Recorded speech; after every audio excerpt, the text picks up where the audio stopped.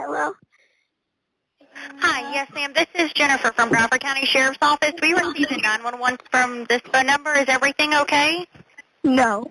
Come now. Okay, what's going on? Come now. Just come. Good morning, Mr. Brown. My name's Tatum Davis. I'm the county judge here in Bradford County. You are here for a first appearance. First appearance means you have the right to remain silent. Anything you say this morning could be used against you, so...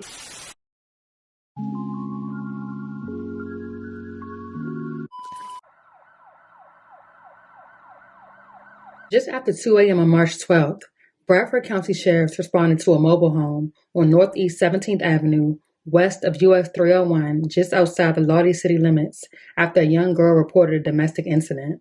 Upon arrival to the scene, they would locate the bodies of 3 adult females inside of a bedroom.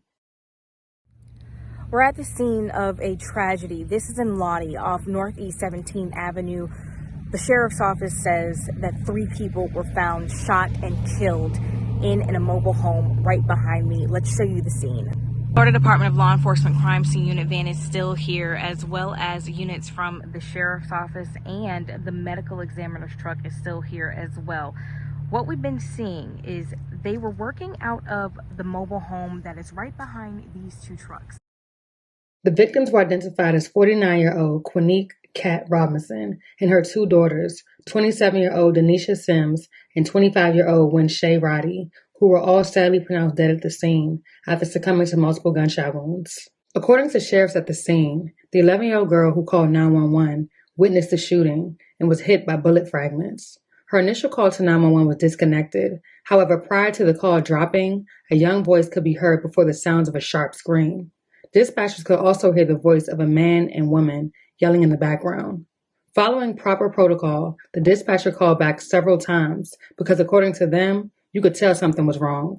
When dispatchers finally made contact, they asked the young girl if everything was okay. The 11-year-old girl responded, "No, come now, just come." When deputies arrived, they found an adult male identified as Robinson's longtime partner, 46-year-old Johnny Bernard Brown, walking in the front yard of the property with several cuts on his body. A deputy gave Brown first aid and called for rescue and backup. The 11-year-old knew the lieutenant who showed up at the scene and told him her loved ones were inside the mobile home and something was wrong with them. The lieutenant found the 3 women together in one bedroom, all deceased from gunshot wounds. Robinson was the girl's grandmother, and Sims and Roddy were her aunts. 2 deputies went with Brown to Shands UF Gainesville Hospital, while investigators tried to sort out what happened. Several metallic fragments were also removed from the 11-year-old's shoulder at the hospital before she was released. Following the shooting, social workers were in the process of locating a family member to take full custody of her. Although described as strong by deputies at the scene, they can't help but reflect on the potential long-term effects that could come from a tragedy such as this. Brown was subsequently released from the hospital and immediately arrested. Deputies at the scene say that although domestic violence incidents occur regularly, it's been years since the community has had a homicide, let alone a triple murder. Once brought to the station for questioning, Brown informed investigators that he and Robinson were arguing when her 2 daughters got involved and allegedly came at him with knives. At that point, he grabbed his gun and began shooting at all 3 women, and as they ran away, he claims that he went crazy and continued to shoot. Investigators found a kitchen knife in Sims's hand, saying she was holding it with her arms crossed in a defensive manner as she hid behind a chair in the bedroom. Another knife was found at Robinson's feet. Investigators also noticed bullet holes in the wall and door that indicated the bedroom door was closed when the shots were fired. The door was also locked. The 11-year-old told deputies that Grandpa was hurting Grandma, and her 2 aunts and Grandpa said they should have stayed out of it. Did he say anything to that deputy when she arrived? He did, but I'm not at liberty to say at this moment. Hopefully we can say that in the near future. Whatever Brown said, the sheriff says, was enough to charge him with second-degree murder and the attempted murder of the 11-year-old who was hit with fragments from the bullet. According to the report, the girl told police Grandpa was hurting Grandma and her two aunts, and Grandpa said they should have stayed out of it. Brown was in a long-time relationship with the girl's grandmother, 49-year-old Quanique Robinson. According to the report, Brown told police they were arguing, then fighting, when Robinson's daughters came at him with knives. He goes on to say he got a gun and started shooting towards the three of them. They started running, and Brown says he went mad and kept shooting. He told police he stopped shooting when the 11-year-old entered the room. A very tragic, emotionally charged incident where she lost her grandmother and her two adult aunts. The report says crime scene detectives determined the shots were fired from outside the bedroom into the bedroom, where the three victims were found dead. One of the aunts was found in a position indicative of her hiding, with a chair pulled in front of her. The sheriff says this is a very big family. They are well known in the area, and this isn't easy to accept. It's really sad. I know Kat and her daughters, they was real sweet. I ain't never think this would happen. This picture shows all three women. 49-year-old Quanique Robinson, or Kat as her family called her, sits in the middle. Her daughters, 25-year-old Winshay Roddy and 27-year-old Denisha Sims, on either side. They look so much like their mom, I just call them little cats. You know, I'm like, hey, little cat, you know, that's what I would call them. As police responded to the home where the women were found shot dead, a crowd of family gathered on the street, some shedding tears, others sharing hugs as they came to realize their loved ones are gone. Waking up this morning and hearing that phone call, it was like unbelievable. Like, it broke my heart. The man charged with the murders was the oldest victim's boyfriend. Family is still coming to terms with the fact that the man they've seen for years with their loved ones is now charged with their murders. I don't know, it just bring a lot back because I've been a victim of domestic violence, and it just bring a lot back, and it's just the whole situation is just terrible. 46-year-old Johnny Bernard Brown was arrested and charged with 3 counts of second-degree murder and 1 count of attempted murder in Alachua County and will be returned to Bradford County. A motive behind the shooting remains unknown, and the case remains ongoing. Yes, you should be mindful of that and whether you say anything at all. You have the right to a lawyer as well this morning, and if you cannot afford one, I'll be glad to appoint one to help you at no immediate cost.